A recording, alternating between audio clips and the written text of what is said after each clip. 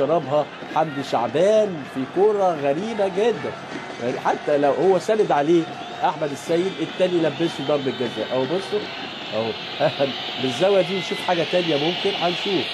مستر جوزيه مش مصدق، وضربه جزاء لنادي المقص، وهنشوف اللي هيلعب الكره مين النهارده. مخرجنا فؤاد سلامه، فؤاد سلامه، و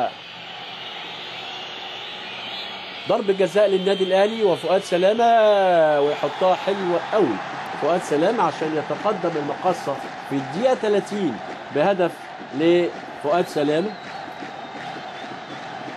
في الدقيقه 30 من زمن الشوط الاول من ضرب الجزاء يتقدم المقصه بهدف في الدقيقه 30. لعبه حلوه قوي قوي في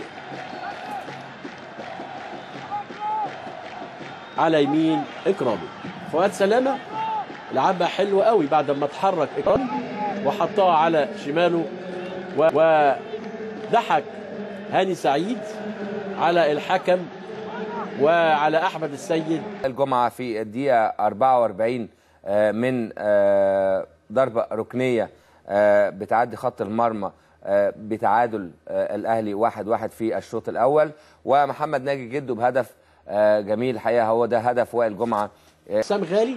حسام غالي تروح لحسام عاشور يغمزها لبركات، بركات لسيد معوض، وسيد معوض يلعبها بالعرض وهدف لجده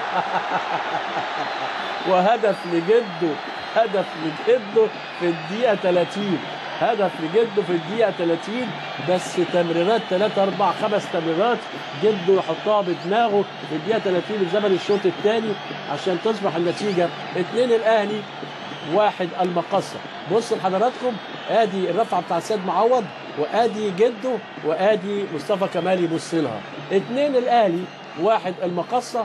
وتغييرات مستر جوزيه نفعت هجوميا، ونزول بركات حل البركه على النادي الاهلي، وطلوع سيد معوض قدام زي ما حضرتك شايفين كده لاول مره او ثاني مره، وتحرك ابو تريكه مع عماد متعب مع جده، وتحرك سيد معوض قدام، جاب نتيجه 2 الاهلي